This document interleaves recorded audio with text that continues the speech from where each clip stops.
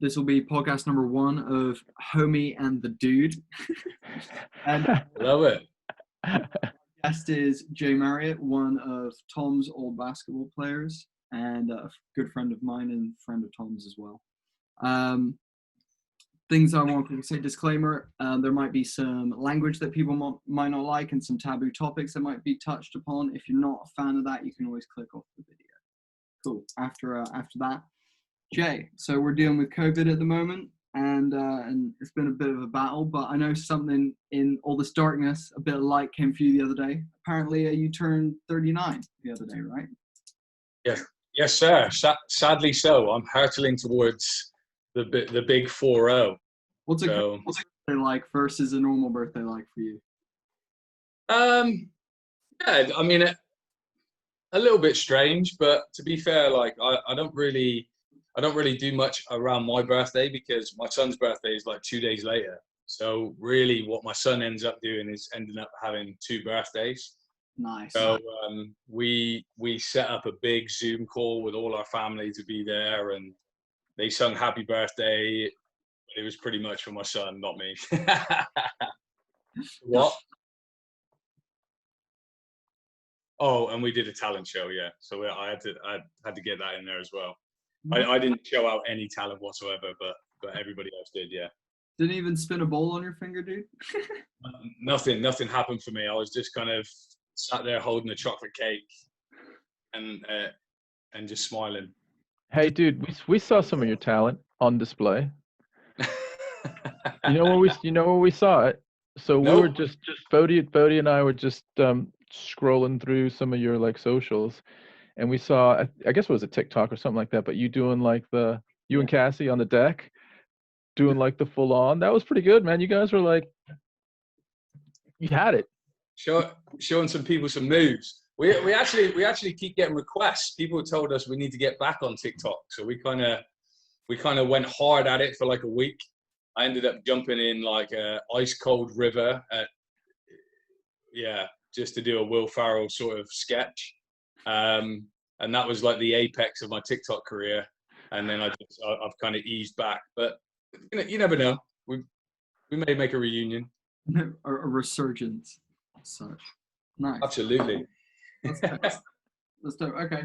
So your son's birthday is a couple days after because you're on the 5th, right? And that's right. Son's on like the 7th or 8th or something like that. 7th, that's right, yeah.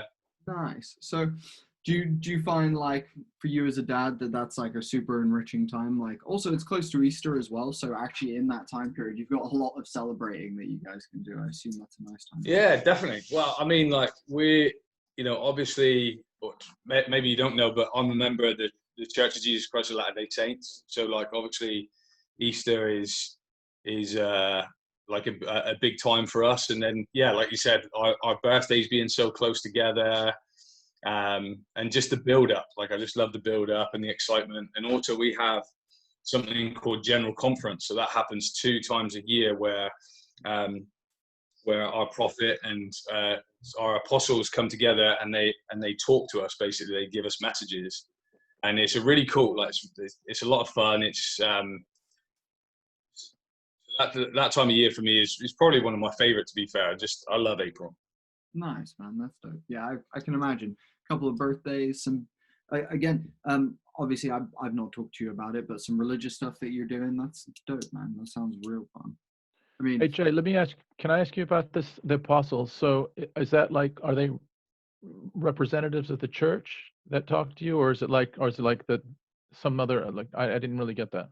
Yeah, so I guess the big difference between kind of us and Christians, so we're all Christians, but the fundamental difference is we still believe in prophets still now. So whereas people may have ended their journey with prophets coming into sort of like Moses and those kind of times, and some people even believe Jesus is instead of being a son of God. We're very focused on the fact that we're very focused on Jesus Christ, and we're very focused on we have the prophet and also our quorum of 12, which represents that era coming all the way through to now. So we believe that our prophet gets revelation from Heavenly Father, and then him and his quorum basically just talk and they tell messages, and there's a lot of messages going on throughout the weekend. And the beauty of it is every single person will pick up something completely different that they perhaps need or they were looking for, or it sort of speaks to them. So yeah, it's a really interesting time. I found it really interesting even before I joined the church. So when I was out in Utah, I was around there around the first kind of general conference I experienced, and it was just, from a faraway standpoint, it was real interesting, let alone now being a part of the church. Yeah. Okay. So do you feel like, I don't know, because going from someone who's on the outside to then someone being on the inside, do you feel like you were able to get a nice like understanding from the outside, but then once you're in, it grew like exponentially within your life and within, like, I don't know, family life and things like that? Yeah, well, I talk about this conversion quite often. So I've got a talk coming up on Friday with some missionaries. That's even another path going on, but they're going to come on and kind of talk to me about my conversion. And I say that it was 20 odd years in the making, because my first experience was around about 17, 18 when I was being recruited in the States. One of the teams recruiting me was BYU Hawaii. And that's how I got to know David Evans. So, Tom will know of David Evans. And so we became real close. I didn't end up going to that school, but because of David being in my life, every single time we sort of connected, I would have some sort of experience with the church. And then obviously when I moved to Utah, that is as big an experience as you can get in the LDS community. You just can't get any more of a hit of that, of the faith and the community aspect, etc., and just having more time with it and more time to understand it. I just fell in love with it. So, yeah, I'm like, personally myself, I'm not religious, but after having traveled a couple of times out to Asia, and also like have seen a lot of Europe and whatnot, experiencing so many different types of religion, especially like within India, there's like 3 or 4 religions that are like trying to dominate within like different regions of the country and whatnot. So it's really nice to, I love hearing perspectives of people that are religious and hearing thoughts and perspectives also on what is going on in day-to-day life and how that kind of affects their practice as well. Like, I assume it's harder for you to practice during COVID. Like, well, what are you doing at the moment in terms of practicing?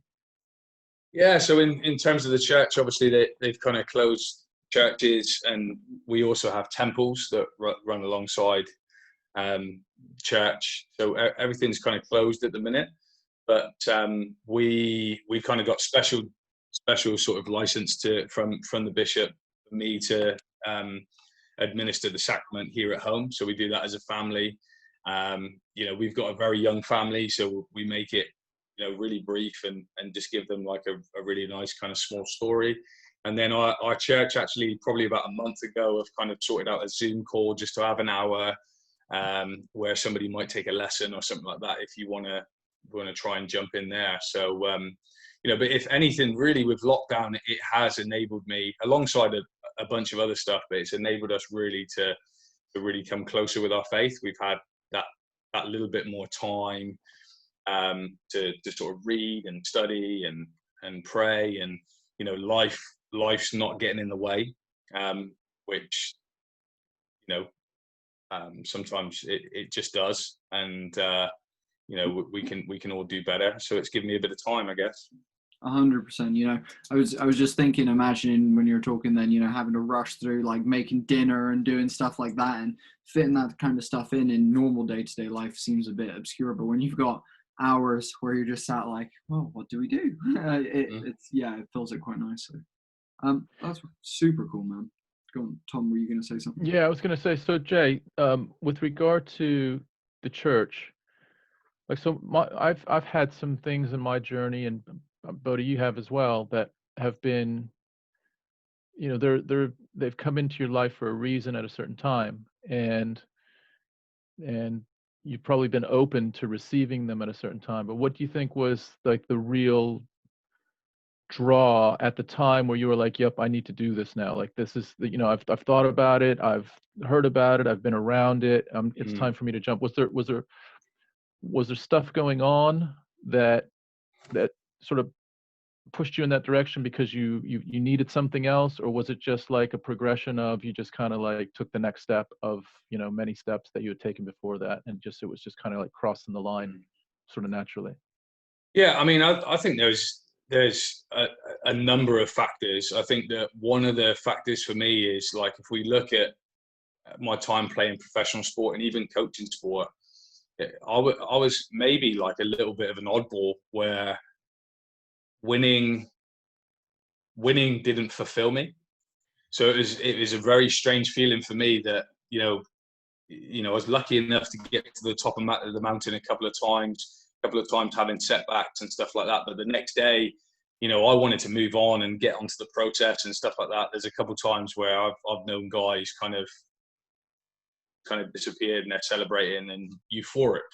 And so don't get me wrong, in the moment, of course, it's a big feeling, but I was always at that point where I would just say to myself, like, is this it?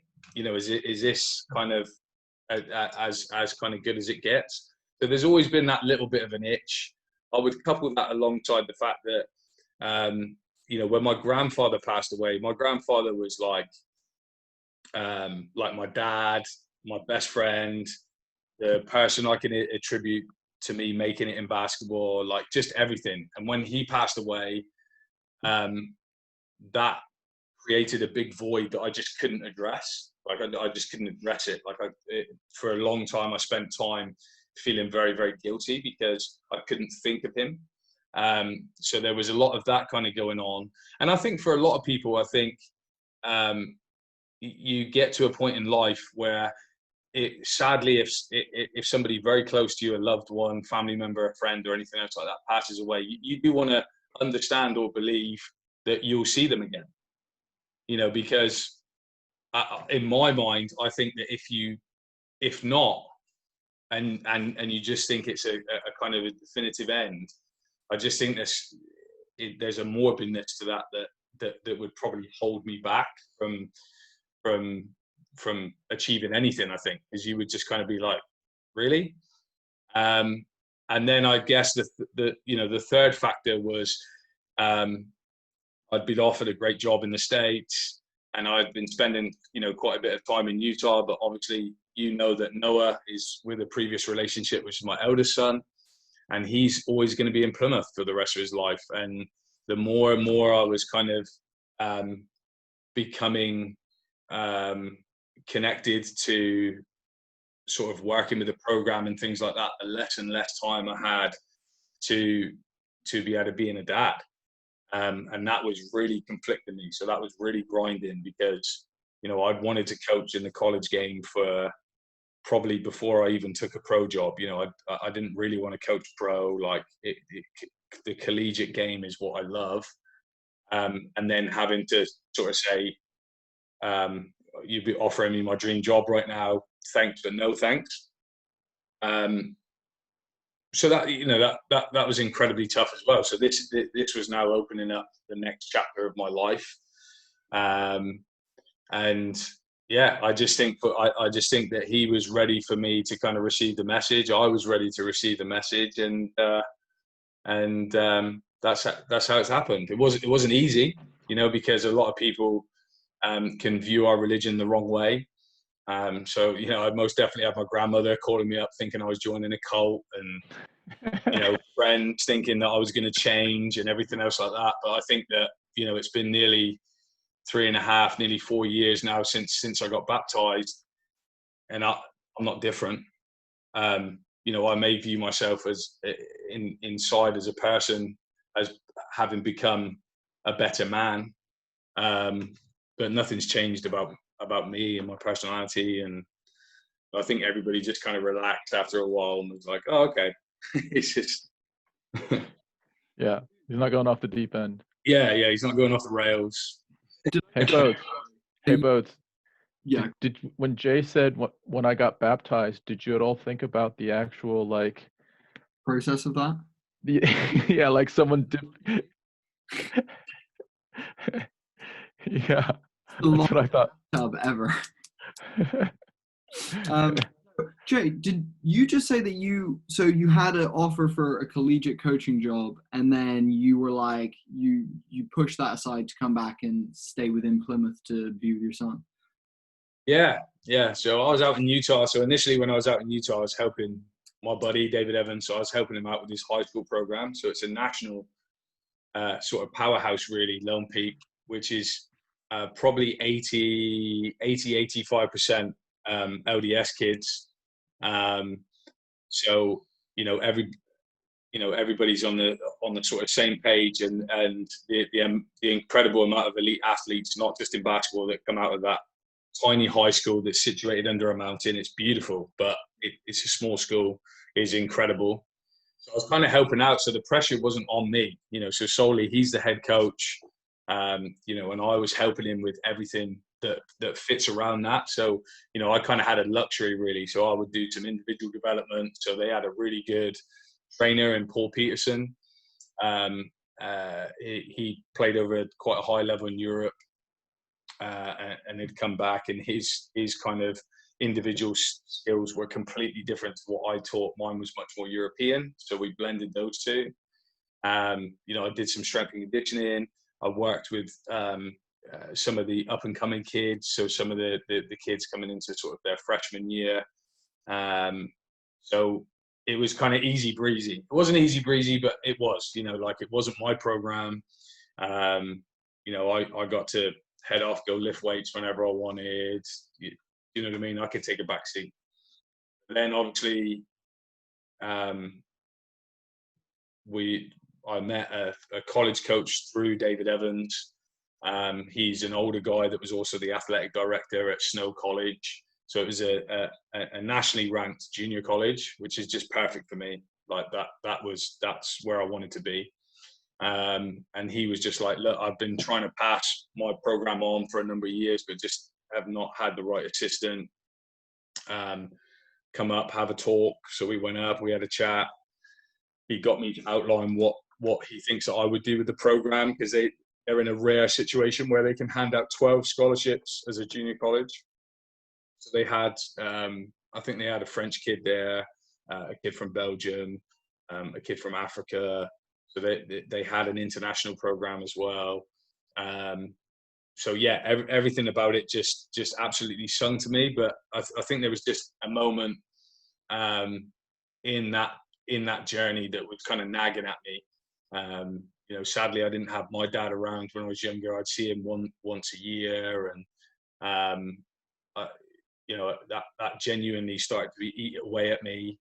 And at the same time, I was having my experience with the church as well, so I was learning more about me, my beliefs, what fit with me, what felt right. So that sort of internal mixture was a crazy one. I can imagine, dude. That's a hell of a big step to take, and not only that, to make that decision, dude, because you're throwing your own life balance versus a new life balance that's up and progressing, I guess would be the other way to put it. And it's, yeah, man, choosing those kinds of decisions are real hard. I actually wrote down a couple of questions I wanted to ask you about being a dad and stuff. Yeah.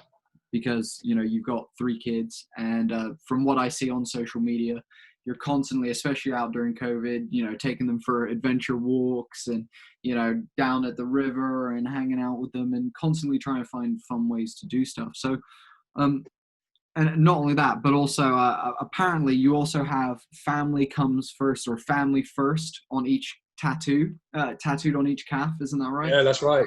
Yeah. That's the I mean, if that doesn't say enough that you're willing to put it on your body, that's what's up. So the mantra. It's the mantra. Exactly, dude. Exactly. So a question about being a dad. Would you say? You just talked about an amazing decision that you made as a dad. What's something that as a dad, for people who are listening, or people who do eventually listen to this, hopefully, what's something that you would say is something that you may have failed at, or something that you felt was a mistake that you made that you've learned the most from as a dad? Like, what's been a I think early on, so with Noah when he was younger, I think flat out was just time management. So my time coaching in the pros was just a real tumultuous time. Like I just did not handle some of the situations that were coming at me very well. And my nature is, I'm a grinder, so like there's no talent here, like I wasn't being recruited by every Division I school in the States when I headed to the States. Like, I wasn't the most athletic kid. When I went to the States, when I played pro, it was all from just grinding it out and just working harder. And so I was literally driving myself into the ground at that time. So I'd say that was pretty much a big mistake, because now with my daughter, so that's our youngest, she's literally like stuck to me from day one. So since she was born, so she's a genuine daddy's girl. And like I've had that time through the real younger years, and that kind of comes with a price of guilt as well, because I think I've kind of missed out on that side of things. But yeah, I think it's the best thing you'll ever do in your life. It's people just, what people are like. People love they're giving you that advice and different things like that, and you just gotta find out for yourself. It's the hardest thing that you're ever gonna do. It's the most stressful thing you're ever gonna do, but it's the most amazing thing that you're ever gonna do. Yeah, 100%. No, dude, that's a good one, and I think actually, Tom, I'm sure you can relate to what Jay said. It's like it's interesting because we're very, very similar, Jay, in all of those talks. But what I was going to say is, well, there's two things really. Back to you, Bodhi, because you're on the other side of this. So effectively, you were on like the Noah side in Jay's life, in our relationship, right? So how was it for you to be on the child side, on the kid side, of having a father that was very similar, like we're very similar, Jay and I, to just being grinders, working as every hour of the day to be successful, but at an expense that you do realize at some point, but when you're in it, it's almost like you can't get yourself out of it. But so what was it like for you to live in that household? That's a good question. Honestly, it was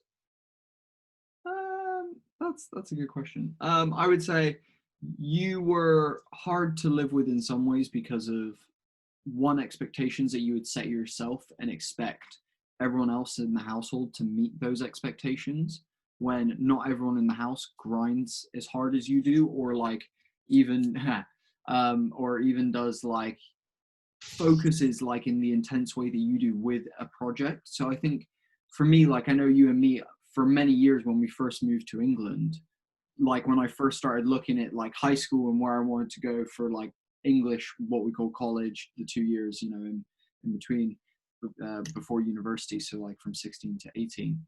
And I was like, and at that time you kind of wanted me to go to university, and I did not want to go to university. And it was, I think, a lot because of your American like upbringing, in terms of in America you go to uni. So I think for me, on my end, it was more just the expectations that were set for me, I often felt like I couldn't meet. So I would almost self-sabotage myself and our relationship because of that. But I think, honestly, it does.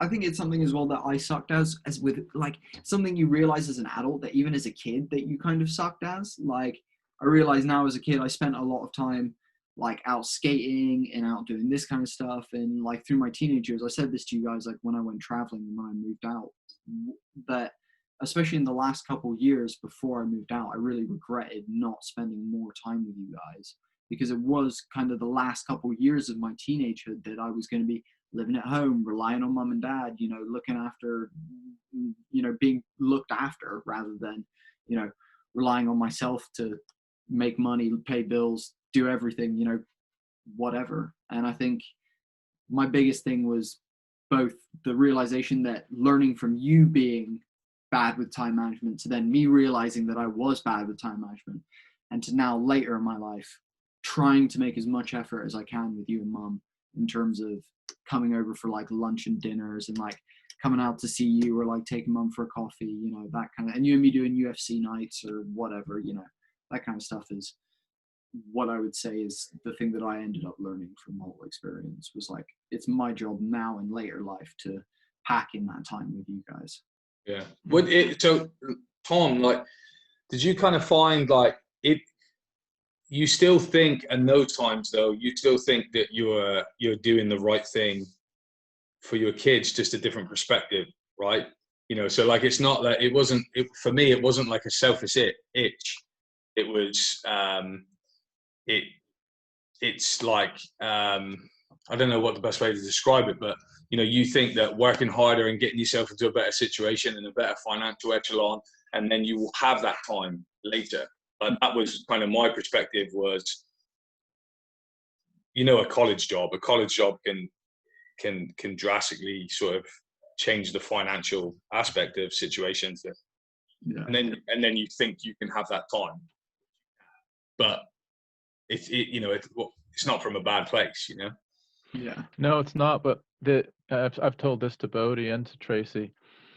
It took me to find a way, and this might have been how you might have used the church to do this, Jay, but for me it was meditation, to step outside, to like slow down enough to get some perspective and look at how, like, what I was doing. And so all of the things that I was doing as a provider and a coach and someone just trying to succeed in my mind at that time was, it's for the betterment of the family. Like, this is going to help us with finances and with our future and all this other stuff. In retrospect, taking a step away, there was some ego involved as well, right? It was all about me. Mm-hmm. And the family was chasing around me. Like, you know, it was like I was the Formula One driver and they were my pit crew. And not a lot of times, like, they did it because they loved me. But at some point it was like, it was too much and I was never satisfied and I always wanted more. And they never had like me just, you know, completely like unplugged and just to be available with them. And it took me many, many years to look at that. And I remember coming back from my first meditation retreat. I was gone for 10 days. I came back and I apologized to them because I had that perspective for the first time in my life. I was like, holy shit, this was a big time. Yes, the underlying reasons kind of made sense, but underneath it all as well, there was ego, there was this self-drive, the selfishness, all of those things were wrapped up, and it was not a pretty picture for me. So that's what started changing things in a big way for me, to just kind of like be more available, to be more present. Yeah, I think it's like, I think the best description for it is just being humbled. So for me it was my use of faith. For you, it was that you know, that ability to have that meditation and step outside yourself. But it's still exactly the same experiences. Is that I think that we were able to kind of quiet the world and the expectations that come from the world, and just focus on really what's important. You know, like what matters to you, and have reflection on those things only. And you know, and then you can build. You can build from there, and that certainly worked for me. Do you know what I would say? The whole sabotage kind of thing, and the like doing that thing where you think you're doing it for the right reasons, but sometimes it doesn't. The results aren't always that. I think what it should be called is Walter White syndrome. You're cooking the meth for your family, but it's not really a good thing at the end. It's just a little bit of Walter White syndrome. That's a good one. It's going to go wrong at the end, for sure. It makes a little bit of sense. But no, yeah. Well, let me just say this. The whole reason you asked that question is because, you know, Jay, how you and I are have been obsessed with like success and the next thing, and yeah, this whole area of achievement and everything. I think, Bodie, you have a similar drive, but it's channeled toward relationship and family, like having your own family, being a father, being in a good relation. Like, your obsessiveness has been a parallel path. It's just not chasing after a thing, it's chasing after fucking axe murderer. Jesus. face and booty left, right, and center is what it made me sound like. No, I would agree in some senses. My thing is I've wanted.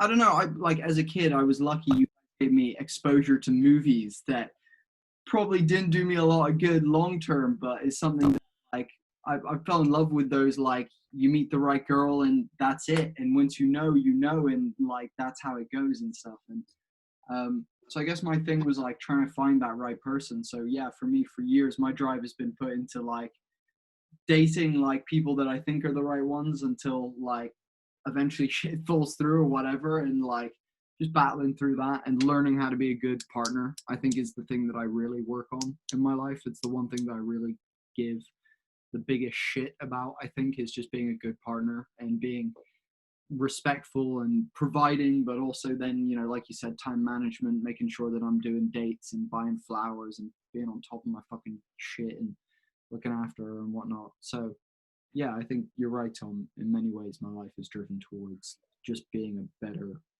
person in a relationship, as well as finding the one. Yeah. So yeah, You found the one? I think so. I Ooh. no, I think so. I don't Area. I know. She's a badass. She is literally the most sick human being ever. Like, I've never had anyone who gets my humor and who respects me like this and treats me amazing. I've been like vegan for years now, for like literally nearly 2 years because of her. And so it's just, my life has changed drastically, and it's like, it's really nice. I'm super happy. I couldn't be more happy with who I am and where I am at this point in my life. Right. Yeah, it's pretty dope. No complaints really. But no, yeah, I guess like the overwhelming factor is that we're all family guys here, and we love the family. Would you say, Jay, just bringing it back to your tattoos in terms of making decisions about getting tattoos about family? Have you got anything else family related tatted up? Have you got any other family related tattoos? Yeah, so like I've got all my kids tattooed on me. I've got my wife tattooed on me. I'm a big quote guy, so like I like a lot of quotes. So I wouldn't say I'm done yet. Maybe, well, I just try to forget about how much it hurts and then end up going back, I guess. But I'm probably not finished. So how many hours have you sat currently, do you reckon? Oh man, too many, because you got to factor in the stupid ones that you get when you're like 17. So then you got to factor in paying to try and do the cover up to make sure that they're good. So we've had to do that. And I guess also like, you go through that spell where 1, 2, or 3 is kind of cool, like little ones, then it's kind of a little bit more. Then everybody's got like a sleeve.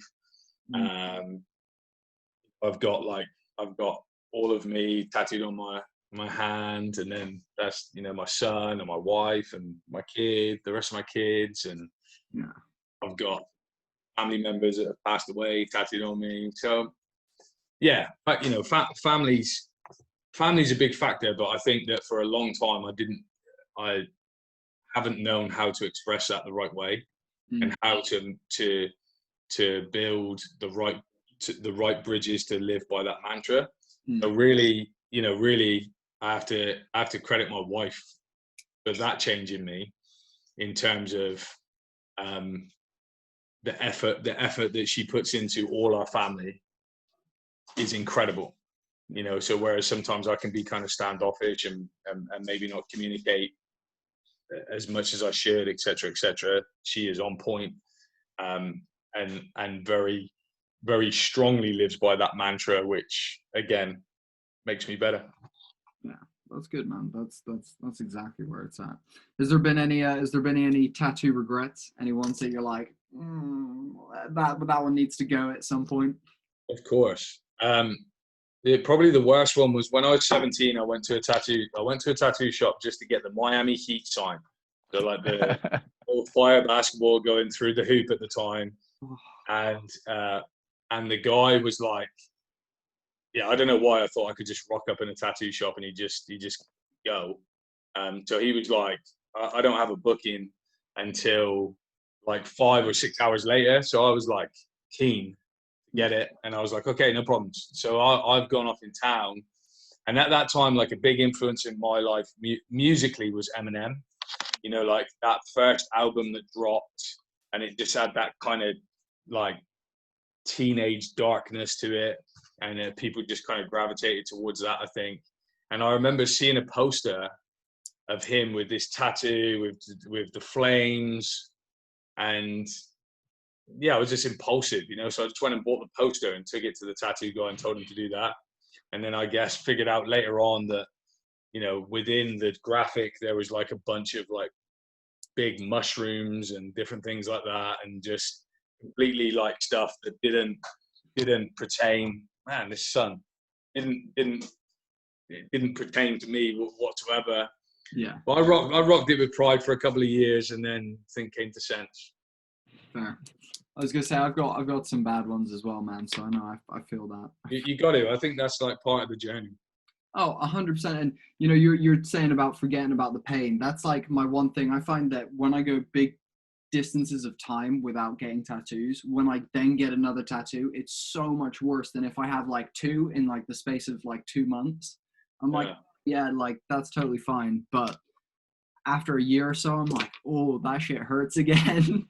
I think when you get older as well, you just run out of bandwidth for pain threshold. Because I used to be able to do big sit-ins, you know, like big 3, 4, 5 hour sit-ins, but not anymore.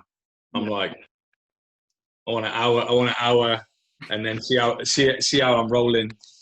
Yeah, an hour, and we'll see where we're at. Absolutely. I'm not on board with much more than I could maybe push 3 hours at tops this point, but I'm not game for much more than that. Tom I've seen him sit for 7 hours before. That was pretty gnarly. Yeah. Went That was deep into the meditation zone. Yeah, I had to, like, well, the thing is with tattoos as well, like you have different parts of your body that respond differently, right? So there's certain parts of your body, like I've got a fair amount on my ribs, so that was not nice. And then there's certain parts, just like weirdness on your, I think on my pec, just some just felt like it was burning more than other parts, and then the inside of your arm as well, that's pretty wicked. So I guess it depends where it is, but there's parts where they're doing that you're okay with, and then they'll come to something that feels like death. Yeah. Yeah. Literally. That's cool. Pretty much. I didn't even know you had tats, Tom. That's cool. I have one large tattoo. It sort of starts around here, goes around the back, and sort of does this chest area and down my ribs a bit. Yeah, I'll show it to you at some point. Yeah, it's pretty cool. Oh, that is cool. Yeah, it was hilarious as well. The interaction was pretty funny. We kind of like ransacked a whole studio for the day. It was like Tracy got a couple of tattoos, I got a couple tattoos, and like my friend Miles got a couple tattoos, and Tom got his like big chest piece. And we had all their artists like in one studio all working at the family tats. I love it. Yeah, it was good. Yeah, it was. See, everybody knows that Tracy's the rebel of the family anyway. So like she probably incited that. It was, dude, I have a tattoo on me right now that Tracy incited through. So do you remember there was like an internet trend called the floor is lava, where you like you shout 1, 2, 3 and then everyone has to jump off the ground. Mm-hmm. So we went on a family holiday a few years ago, and my mum made a rule that we're going to play the floor is lava, and every time you fail to be off the ground, you either have to buy everyone drinks or you have to get a tally tattooed. So now I'm not sure if you can see that, I have 12 tallies on my fingers from a really rough week in Italy where I lost that game constantly. Love it. Yeah. So it's yeah. Tattoos are fun, man. Like they're super addictive as well. That's the one thing that like I don't think many people often bring up, is that everyone's like, oh, they hurt so much, but it's the addiction to it as well. Like once you get the first couple, you're like, oh. And also like I think something also that people don't mention is like your POV change. Like your personal view of your life now has changed because there's art on your body.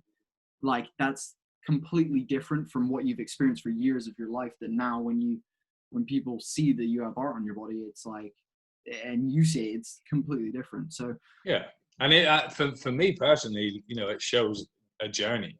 You know, so each one of them that you can look at, people can either pick out, you know, a certain era of my life that they were in, or I can tell them a story of that era of my life as well. So I think it becomes, for me, it went from just trying to be cool or a badass or whatever I was trying to do at that time, to then just it being more like about like expressive, you know, it's a representation of my body. And I think honestly over the years as well, I got a little chip on my shoulder that I wanted to break the mold of how people viewed somebody with the amount of tats that I've got. So like just really enjoying, especially when I first joined the church as well, just enjoyed changing people's like perspectives on what a dude can be like with sleeves, you know, like it doesn't have to be the stereotype. I was gonna say, man, like I can imagine, like looking at you, you definitely don't assume that you're involved with the church at all. Like that's the one thing. Like I said to Tom the other day, something that really learned like more from traveling, just because it just cures your ignorance, I believe. And it like the thing I learned is you can never guess someone's religion or anything like that based off of what they wearing, what they look like, who they are. Like, man, I've tried so many times to try and like predict that shit, and like I'm wrong like 95% of the time. Unless you're eating vegetarian, then I'm guessing Buddhist. Like other than that, like it's impossibly hard to try and guess what people are. Yeah. Oh, for sure. I think, dude, that's a real sick way to look at it as well. And I think, like, dude, going in there and changing some old ladies' minds and stuff will probably do them some some worlds of good, actually. I say it opens people's minds for sure. Yeah, I'm sure. Yeah, I'm sure. And not only that, but like that's a big part of life is you need to have things where, especially because tattoos are becoming so popular and so accepted in culture these days, that it's like older generations need to like at least try getting on board. Oh yeah, it's hard. Talking about that, you lived with your granddad, didn't you? Yeah. So I pretty much grew up with my grand and grandfather. So how was that with them in terms of like the generational difference? Obviously, like being almost further removed step. It was the best thing for me, honestly. So my mother had a serious accident at work. So she hurt her spine where she actually had to spend, well, near enough a year, like in a bed. Yeah.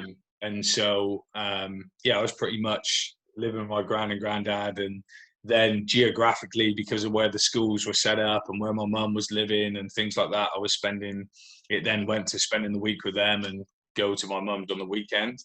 But they just had, they just had such unbelievable structure. There was, I was just playing sport constantly. So every single aspect of sport that I could be playing, I would be playing. And so I wasn't in that street urchin life because there was too much structure around me. So it was kind of, coming home, going to whatever it was that was doing, same time to bed every night, so that, I wasn't overdoing it in terms of, being able to perform at so many different aspects of sport. So yeah, for me, it was great, and also I'm probably 6'5" because they just fed me like, a buffalo. Yeah, I loved it. I've got great memories. The only thing that used to like really hack me off was that back then there was a movie on like ITV, and usually the best movies were on ITV back then.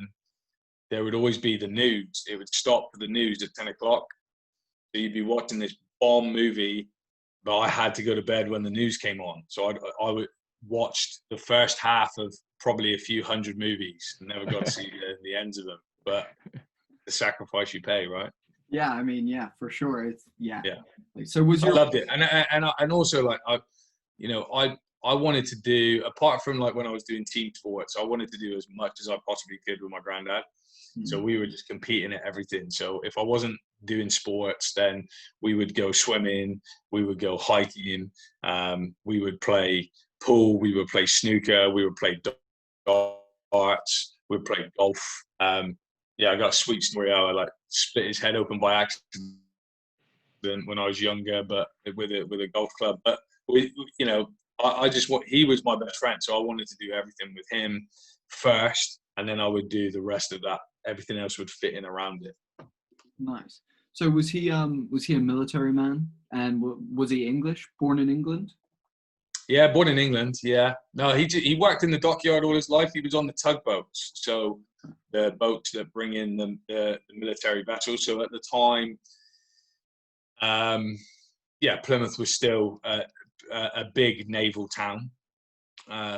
So he was very much involved in yeah, bringing them in from the Sound and making sure that they don't ground up and get into the dockyard safely for the repairs or docking or whatever they were doing. So he pretty much did that near enough all his life. Nice. Okay, that's pretty dope. So, from the sounds of it, you guys are like hiking and swimming and stuff. Was he like a younger granddad? Like I can just assume by physical activity, was he like a younger granddad? Yeah, he was just a competitor, you know. So like he you know, I get it now with my kids, and like my wife tells me off all the time, but he wouldn't let me win at anything, you know. So like everything was earned. Yeah. It just really yeah, gravitated towards my inner drive. I love that, you know. So I knew when I was getting to that certain, you know, those certain ages where I was kind of winning things, and you know, it would be anything. Like we would be out walking and we would like bet on a sprint, you know, or it would just be relentless competition. Nice. So yeah, he was young at heart for sure. If you don't mind me asking, how many years ago did you pass away? Man, that's a great question. 8, I want to say 8, 7, 8 years ago, I think. Yeah. So I was just, yeah, eight and a bit years ago. So, because it was just before Noah was born. So he, you know, if you're a big believer in, you know, if somebody passes, another person comes, sort of taking the mantle kind of situation, that's what it was like. Is Noah wise as well? Is he competitive? Oh yeah, he's kind of like this year for him is the year now where I think I can start to kind of help him with sports. You know, whatever he wants to do, he does gravitate towards basketball the most. But he's just an athlete. Like he's just an athlete. He's getting taller, and I've been that dad that's really stayed away that and just let him play and do whatever he wants to do. But he's starting to get to that age now where he's like, the other day I've got a gym set up out in the backyard and stuff like that, and you know, I just see him out there like trying to lift and just randomly, you know, like looking out the window. He just liked working out, so it's going to be interesting. Yeah, he might be one of the next NBA top drafts or something like that. Yeah, who knows? If he's super smart right now, probably he'll just become a fitness influencer because those dudes are making the most money out of anyone in the world. So yeah. Crazy. You're not wrong.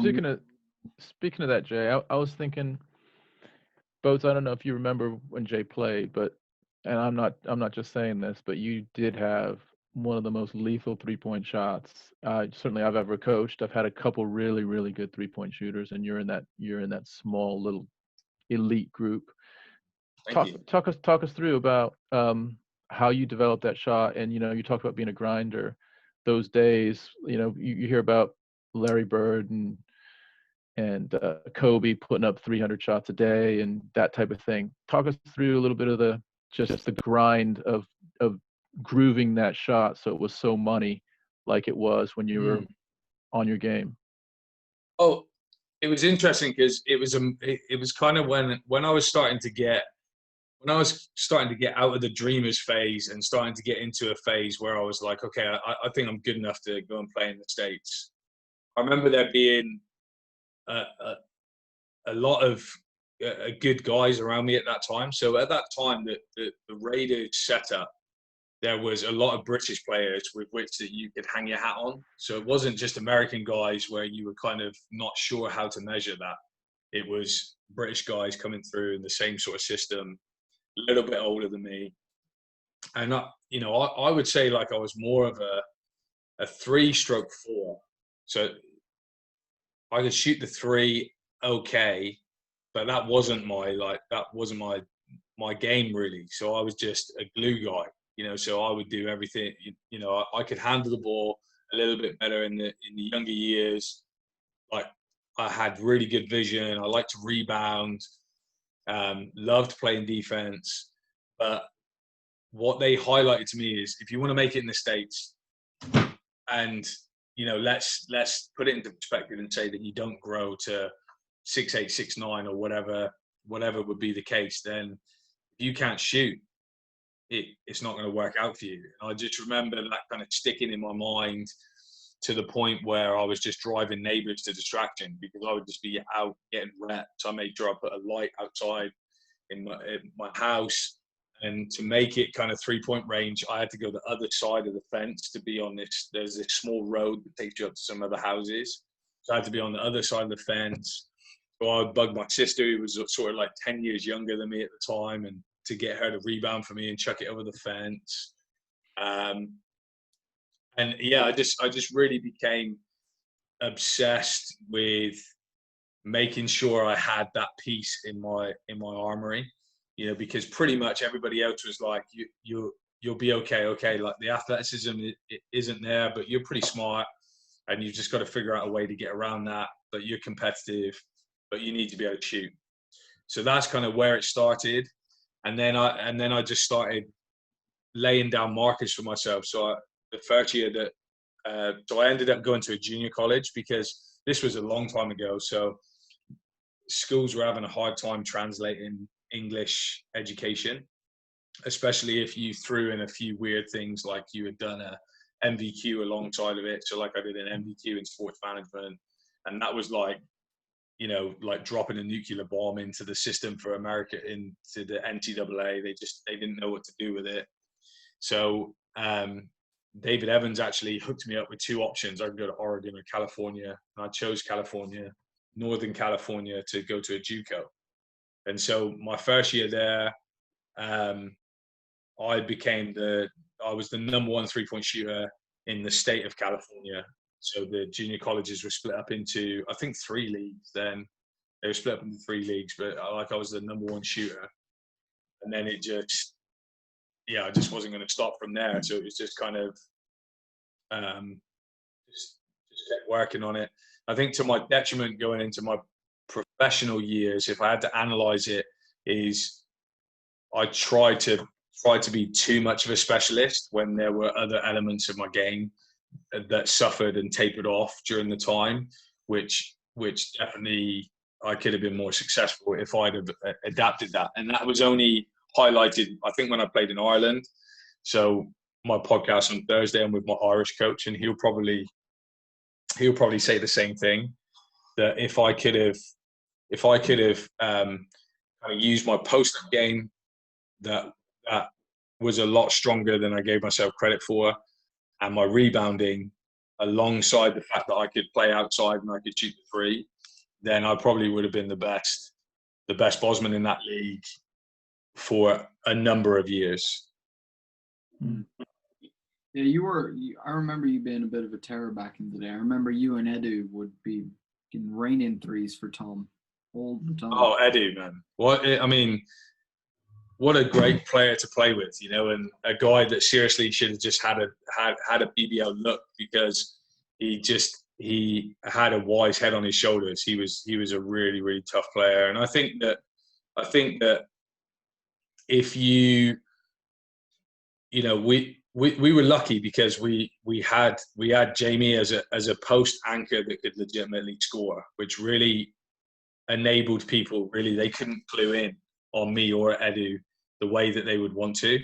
And I think especially in single coverage for Edu, especially in things like a pick and roll or anything else like that, then he was gonna really do some damage. He was a really good player. I really liked him. Yeah. As far as shooting, don't forget Saul Rogers as well. He was a straight up sniper as well. We had some really good shooters on that team.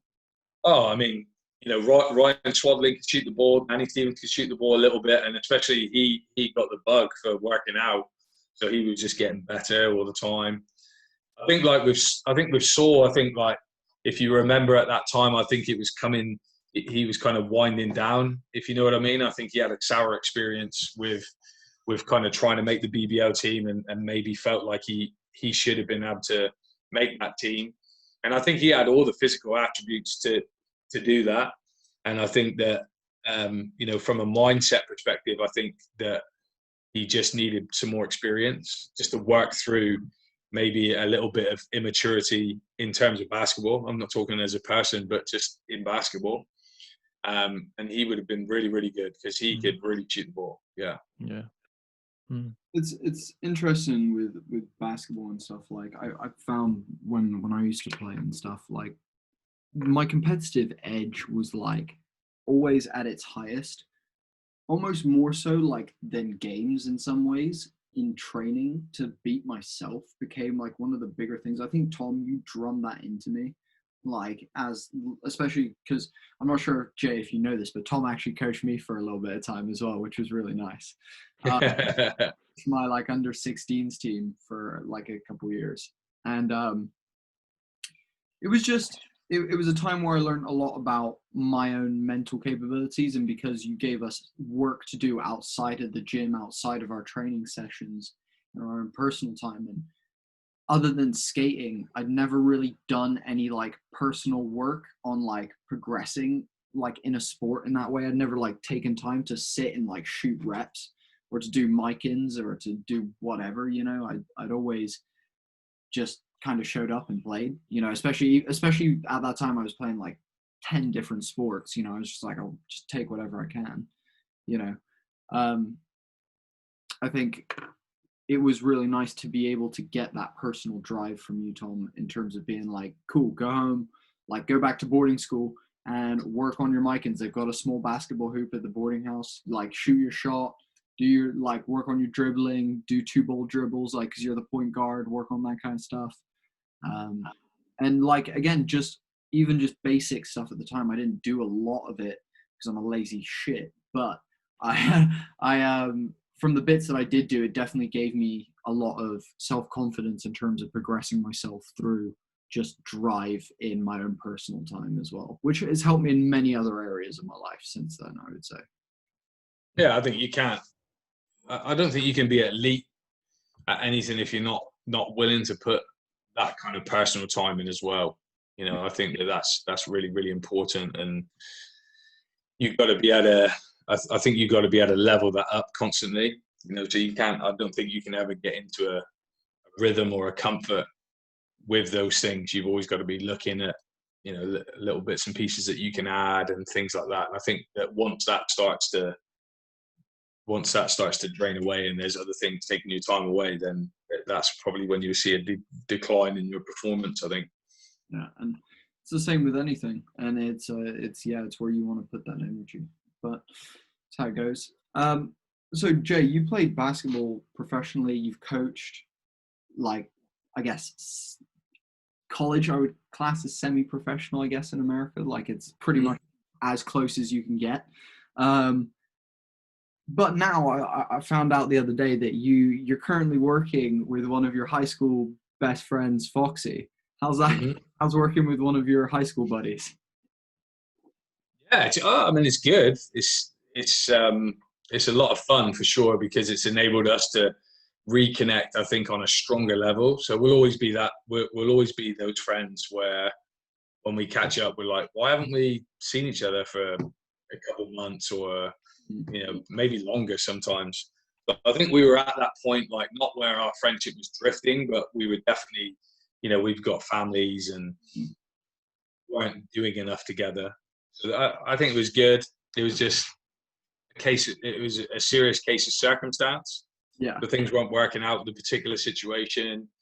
He offered me a chance to go and work with him, and yeah, so far so good. So what is it you guys do exactly? So we work in the sales division of a dairy company. Nice.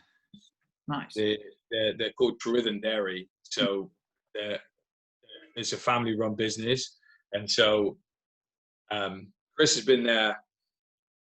He's been there relatively from the kind of inception of growing it. So I've grown up or been around the family that run that company for a long time. Yeah. It's just a fascinating company. They're always trying to push the boundaries. They're always kind of they're ethical. They do things the right way. So one of the things they're really passionate about is looking after their farmers and making sure that those guys don't get bad prices, make sure that they get very stable prices. The way they're very Google in the way that they kind of approach looking after their in-house staff, which I think is quite important. So that's been a really good thing. So yeah, Chris has been running that sales division for a really long time. And yeah, he was just like, if you want to impart some wisdom, and I think like genuinely I hadn't done a strong sales role before. So I thought that if nothing else going into it, I thought to myself that being able to learn that skill from somebody who is great at their job, he is elite in his field, would be a good move for me, because I still haven't genuinely found my niche outside of basketball yet. Yeah, 100%. Yeah, no, I did kind of sales for a while, and yeah, no, it's a rough road and it's a steep learning curve. It's a really steep learning curve, but it's one that if you start getting the hang of, it's more tricks of catching things and then like twisting them with words and using your own person. It's almost like improv acting in a weird way. Like it's kind of like improvised, like you're doing everything fast on your feet almost. I found, at least with the stuff that I was doing, but no, yeah. So, so how long have you been doing that for now? So about 6 months, but not long. Nice. Yeah, not long. Has that been, are you like furloughed at the moment with COVID? Yeah. So literally like just before the lockdown, we're pretty, 99% sure that my wife, Cassie, had COVID. So the rules at that time were obviously that she would be 7 days isolated, but as a family, we need to isolate for 14 days. Yeah. So we were already 2 weeks in, and we were talking about return to work, the process of return to work, etc. And then the opportunity of furlough coming up, so that they spoke to sales team, marketing team, and just the kind of the obvious ones. The decision, I think, was either move them into a different area of the business or furlough. Yeah. For me, just being perfectly honest, I was more than happy to be furloughed, because as much as all the craziness is happening around, it's been a blessing for in terms of time with family. You're just not going to get that time again. So it's been a blessing for me. So I think sometimes they kind of contact me with guilt sometimes, maybe, like, they feel like maybe we're doing them a favor, because I know it's, it worked out as 80% of your wage and stuff like that, and that can affect people. That can make a dramatic difference for people. But for me personally, when it's time to go back, I think I'll either write them a letter or go and sit down and chat to them and just sort of say, this is the kind of positive that came out of that situation. I think it's quite important to do that. Yeah, 100%. Yeah, that's what I was going to say. Sales is a bit hard from home. Yeah. There's there was quite a lot going on at the time, because obviously people were really, really nervous. So even when I was on the 14 days, a lot of my customers and stuff were kind of contacting me, and yeah, like a lot of panic at that time.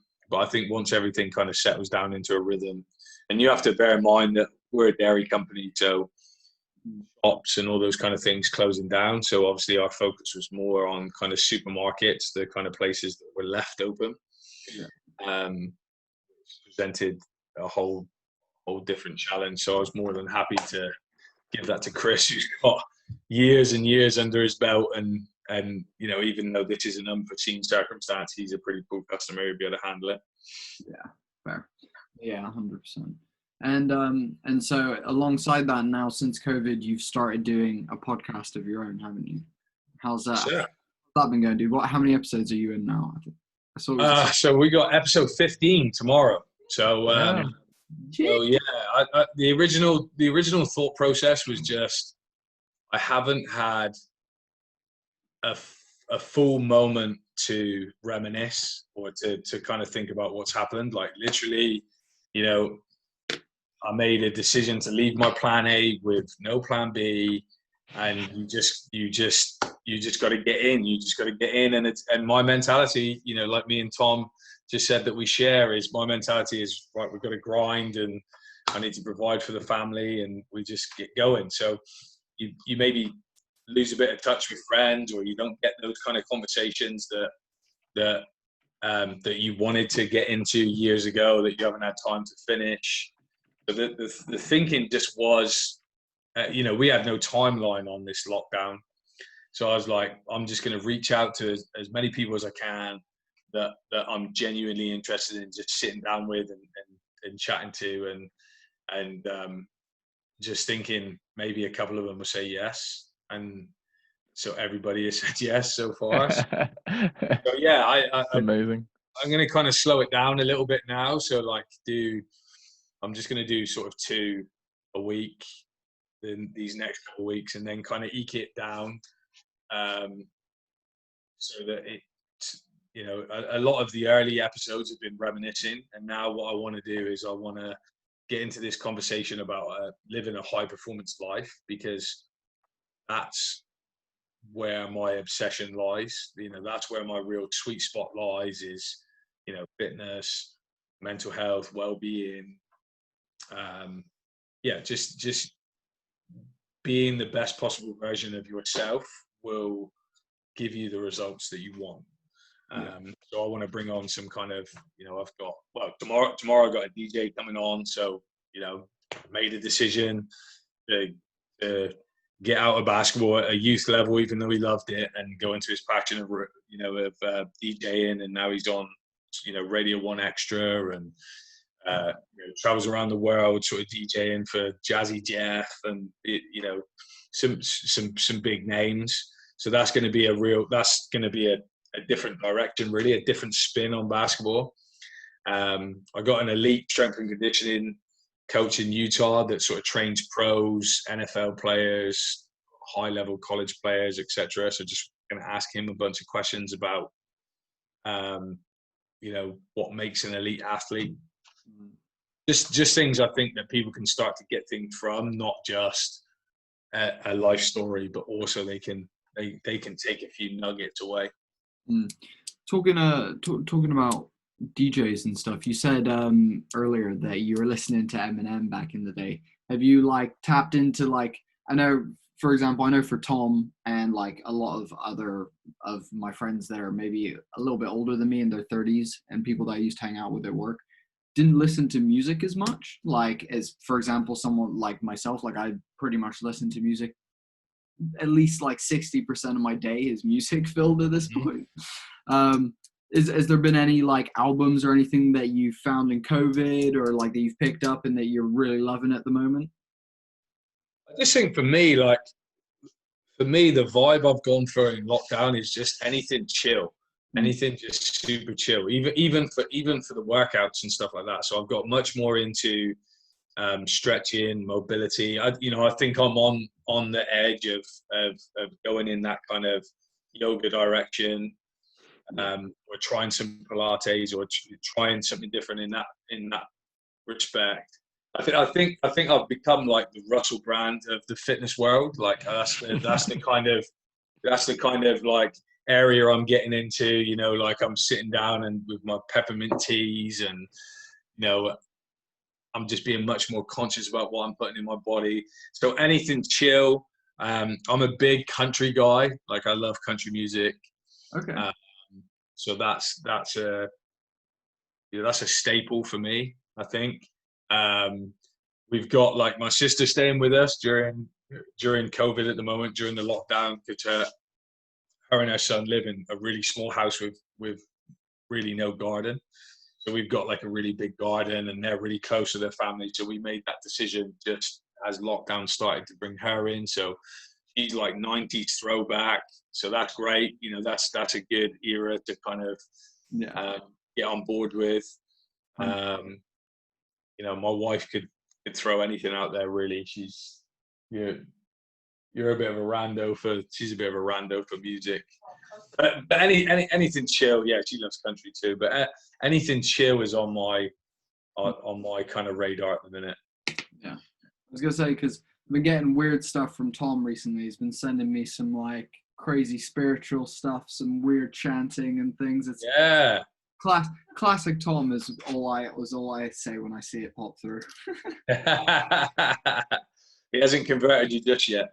Give it time. Here's the thing: is he like, I don't know, for years now, Tom's been pushing me to like meditate and to do that kind of stuff, and I do like I meditate here and there for personal gain, but not all the time. It's not something that I practice on like a super regular basis, but I definitely like the benefits of meditation are like so like I guess wondrous would maybe be the word. Like it's really surprising how much you can get from sitting still and not talking for the exact opposite of what we're doing right now.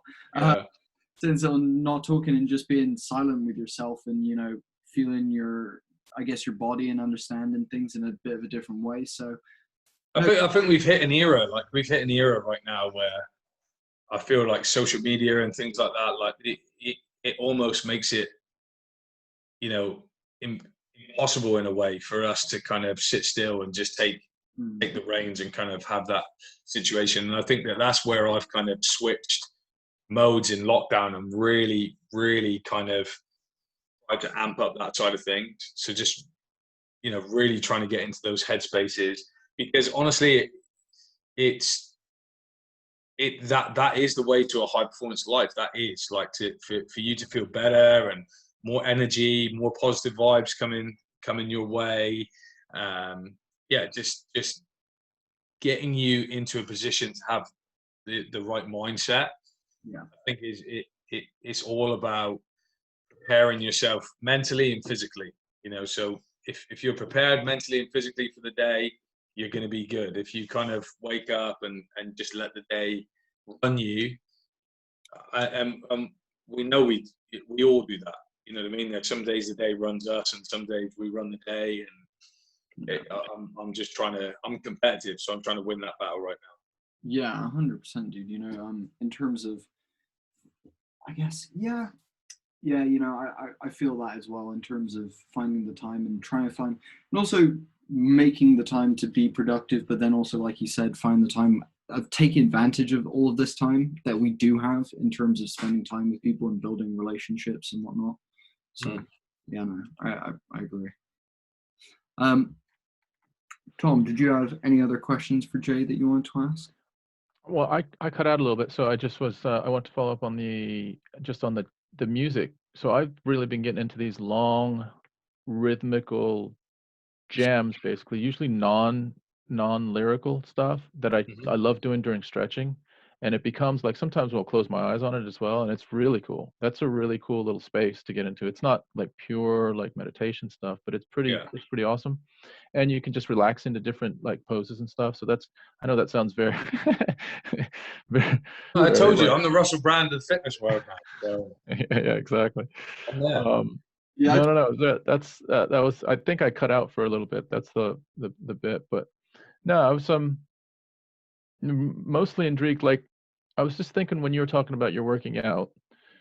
I'm using my left hand right now, but I think about like the game, how it's evolved, and you've got a guy like Stephen Curry, who can make like, what is it, 92 out of 100 threes, and like that's just, to me, like the human brain has unlocked another level of performance through him and others that didn't exist. Like, literally, it was like unfathomable, right? It's like people in the 1800s seeing a plane fly across the sky is like people now that play basketball, old schoolers, watching a lot of guys just pulling up from 28, from 30, no range, like literally inside a half court is pretty much all fair game with some of these guys. And I don't know how the human body has like really figured that out, but it's pretty cool to watch these guys that are just like freaks, like total freaks. And now, like, the human athletic brain will make it so that a 30-foot shot in the next 5 years or whatever is just gonna be nothing. Like, that's just gonna be range. It's pretty cool. I think it's just, you got to think about like the advancements in S&C and just generally about how to look after yourself as an athlete has just changed completely the scope. I remember heading out to the States and all I knew was just play ball. So I'm turning up there as like just this skinny lollipop with like a big head, and I get there and these guys are athletes. They're lifting. They've got the body, and I think that's only evolved over time. And I think now we're sort of at a point where sort of individual development now is at its apex. It's at an absolute peak. So when I was in Utah, for example, every kid wanted individual development. So every kid was looking for individual development. They were all working on their game, and then obviously you're coupling in that with now being able to get hold of unbelievable athletes at a younger age and give them the skill set that perhaps would be missing. Growing up in and around our era, the athlete would be the unskilled guy, and the non-athlete would be the skilled guy. Now they've merged these two together in such a beautiful way. I mean, I love following LeBron James, Kevin Love. Those are two guys I probably follow the closest in the NBA because of everything they do to look after their bodies. Every single thing that they're doing is preparing themselves for being able to play for the longest period of time that they can. If you look at Kevin Love, he shed 75 pounds during his kind of career to get to a different place. And we're obviously finding that out now, that it's mentally as well as physically as well, for him, for a lot of players, I think now. But I think people have just found the science of being able to put two things together that is creating, Giannis Antetokounmpo and just unbelievable athletes. It's interesting because the high intensity stuff, I would say, like, and it's not even like, I would say there's like core in my like opinion of sports, there's always been like the core sports that like exist within culture in terms of like, you got your crickets, your baseballs, your rugbies, your footballs, your basketball, like netball, tennis, like the like core, there's like the core standard thing that a lot of the world plays. I would say, like, even now with like the fringier sports, things like, for me with skating and stuff, within the skating community, where it is literally like, it's seen as like, oh man, you're going to work out to be a skater, man? Like, that's not cool. It's now hitting skaters. Like, I know that there's pro skaters like Nigel Houston, Zion Wright, and people like that who have got teams of physios that are helping them whenever they get injured.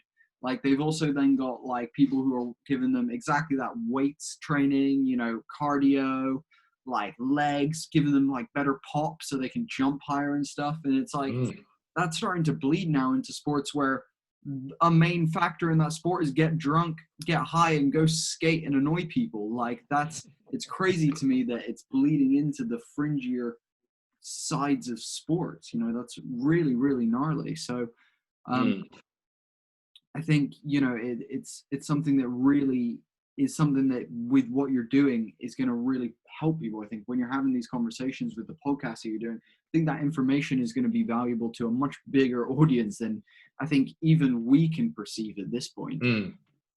Yeah, for sure. And I mean, like, one of the biggest things for me is, you know, me and Tom have talked about this before, like within the leadership sphere and stuff like that. I think it's just a case sometimes people just aren't looking after themselves.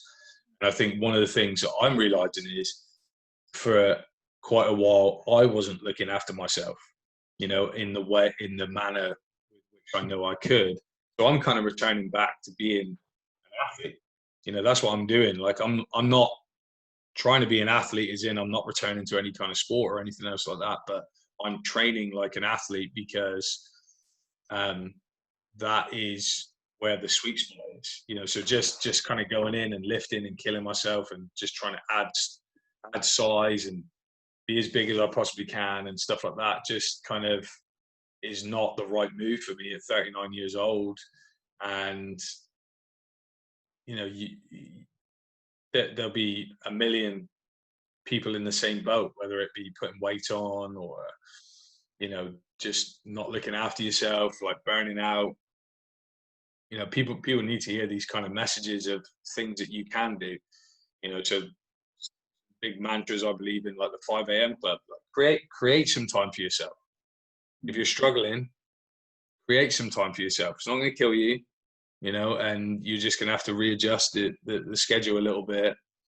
But yeah, I just want to get that kind of message out there as to how somebody said to me once, I said to them, why do I still like training? And they were like, well, you're an athlete, you know, so whether you're happy, sad, indifferent, whatever it is, you're programmed to want to train. That's what you want to do. But I kind of think that you can instill that, like you could give that to just go public. Somebody could get that kind of mindset, that elite mindset. So it's interesting. 100%. No, I think you're really right. And I think something that Tom talks about with his mindfulness a lot is that kind of mindset of putting yourself in advantageous positions mentally as well as physically to deal with things, you know.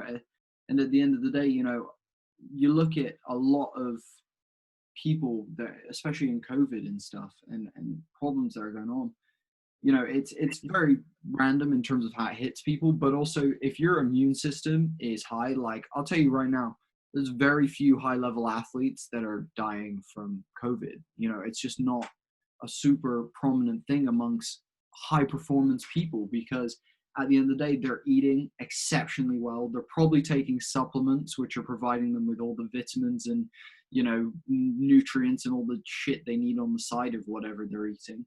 As well as that, they're burning calories like it's their job. You know, it's something where people like that, and just generally people who eat better, who just live cleaner lives, who don't smoke, who don't drink, who don't do that kind of stuff, end up being people who are luckier in COVID situations, as well as also just generally in life, usually have more positive outlooks, more successful, you know, and all of that comes down to, cool, you're a human, you need fuel, you need to look after yourself. If you're not doing that, then how the can you do anything else? You know, like it just doesn't make any sense. I think you're like your vibe, like your vibe attracts your tribe as well. So I think like, so with my sister, for example, like she, you know, she's been massively overweight for a long time and has really struggled, really has tried in several different elements, and we're loving it here at the moment because we're seeing her success from catching our vibe. Like that's what she's done. So she's come down here, she's caught our vibe, like she's working out.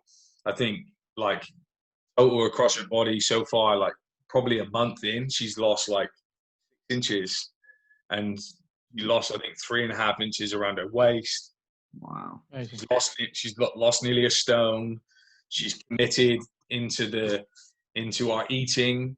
Like, but I'm noticing also she's tapping into asking me questions about mindset and things like that as well. So she's asking me about, you know, how do I deal with like treats and things like that, like when I really want to kind of snack and stuff like that. And like, I'm human, dude. I'm not the Terminator, you know. So like there's days where, you know, I want to go ham on some biscuits, or like, do you know what I mean? Like everybody has the same kind of situation. So I think that your vibe definitely attracts your tribe, and that's something that I'm really interested in, is how you can bring that community in, and they can kind of build you up, and they can support you to be the best that you can be. And I don't think it just sits in the fitness aspect. I don't think that. You know, I think there's so many broader aspects, which is why I haven't wholly and solely jumped into the fitness realm. You know, I've kind of resisted that. Yeah, and it's a good move, man. You need to treat both the body and the mind. You know, it's what they say, and it's how it goes. If you're not looking after your mental well-being, then you're definitely not going to be eating right. You're definitely not going to be doing all the other stuff. So, yeah, no, I think what you're onto is something that a lot of people need help with, and I think both of you guys in both of your areas that you're looking into at the moment, with Tom, your balance formula stuff, and Jay with the way you're taking the podcast, it's really something that is what a lot of people need, which is why you're both getting traction as well. That's the other thing that I'd say, is that's why, you know, Jay, people are watching your podcast, Tom. That's why you do have people, you know, listening to your mindfulness sessions. Like, why my friends who I like, who don't even know you, are messaging me like, oh, I'm just happening to listen to your dad's mindfulness session. Like, oh, I'm like, bloody hell, that's like random. Like, didn't think you would even be game for that kind of thing. And so affects so many different aspects. And I think especially with, I don't want to say how sensitive everyone is these days, but I think with how the world is going in terms of sensitivity and whatnot, mental health awareness is growing within that as well. So more people who are struggling with personal issues, whether it be, you know, whatever, you know, I think those are the people that will also benefit from your guys' content a lot more than maybe even the athletes, you know, maybe even the people who are, you know, of a high level performer who just don't, or who are looking for some answers. I reckon there's going to be a lot more people who are just standard Joes who just need a bit of help with keeping their heads on straight, you know? Oh, for sure. Yeah. Right. It's been about like an hour and a half. No, yeah, hour and a half-ish. Should we round this one out? Yeah, that'd be Great. Awesome. Jay, thank you so much. Do you want to drop a plug for your like actual podcast, what it's called, where you can find it, all that kind of stuff? Yeah, so you can find me. We've called the podcast "Shoot the Breeze." You can find it if you can follow me on any kind of social. So I'm on there either as just Jay Marriott or Coach Jay Marriott. If it's on Instagram, and yeah, I just bug the week. Pretty much advertise which sort of people are going to be on there. So whatever you're looking for, if you're looking for your basketball fix, if you're looking for you know, kind of elite performance or anything else like that, then you'll be able to find that at any particular time. So yeah, just give me a follow, and then I'm just really trying to figure out how I'm going to kind of level it up a little bit, because it's just started out as a little personal hobby, and I think now that I can kind of expand that and put it in its own right. So that'll be that's the next challenge. Cool. Sounds amazing, dude. You're doing awesome stuff, and we love it from over here. We've been watching from afar. I've been watching some of your podcasts and whatnot, and yeah, dude, loving what you're doing. It's been really sick. Thanks, brother. No, I appreciate it. Yeah, thanks. all right, brother. Cool. Good seeing you, man. All right, guys. Well, thanks for having me. I loved it. You too, man. You too, man. Thanks for coming on the first edition of Homie and the Dude. I'm honored. Let's go. To have you, dude. Absolute pleasure. Take care, brother. All right, guys. Better. I'm going to finish off watching the Jordan documentary. I started it, man. I started it. I'm on good. yeah, episode 5 tonight. It's pretty good. I'm on 7 right now. So I'm about to finish it. enjoy it. Right. See you, See you dude. guys. Later, guys. Bye. Bye-bye.